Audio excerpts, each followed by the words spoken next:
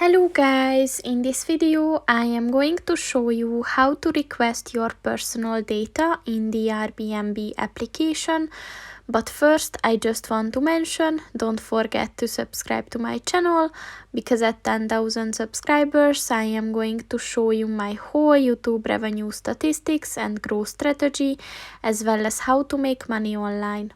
Let's jump into it.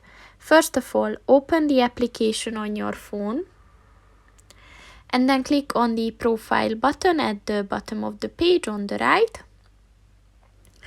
And then at the settings section, click on the privacy and sharing button.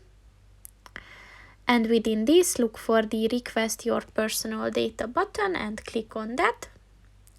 But first you have to provide your country or region. And then you have to select the reason for requesting a copy of your data, and once you did that both, just click on the request data button.